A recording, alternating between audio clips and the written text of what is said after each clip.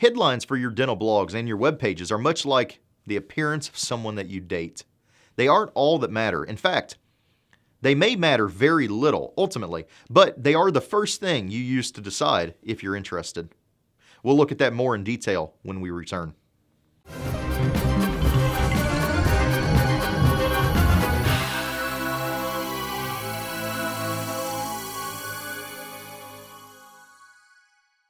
Welcome to the final Friday of March 2015. I'm Colin, a receiver, host of the Patient Attraction Podcast, and I'm pleased to say that today is episode 375 for this podcast, which I'm pretty proud of. It's quite a feat.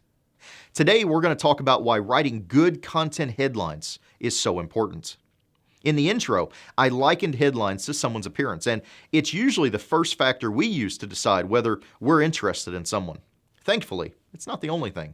But just like the appearance, sometimes the headline is enticing, but there isn't much substance there. Conversely, sometimes the headline is weak, but we take a chance and the substance is better than we expected. But what if you could have both?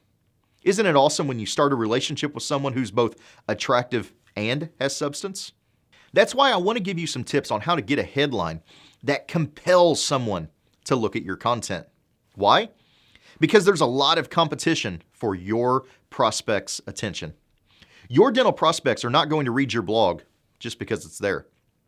There's too many other YouTube cat videos and Seinfeld reruns to distract them. No, your headlines must do something that none, or at least few, of these distractions can do. Solve their problems, or at least give them a benefit. For instance, take two of these examples. Dental implants are great for replacing teeth, and eat the food you love again with dental implants. Now, the idea behind both is the same. But in the first example, you expect the reader to understand the implication why teeth need to be replaced. In the second, you're solving their problem and giving them the benefit to using implants. It's a not so subtle distinction that you should be aware of. And notice, there's no cute play on words. There's no call to action. And that's because people see that stuff all day long and they've learned to tune it out.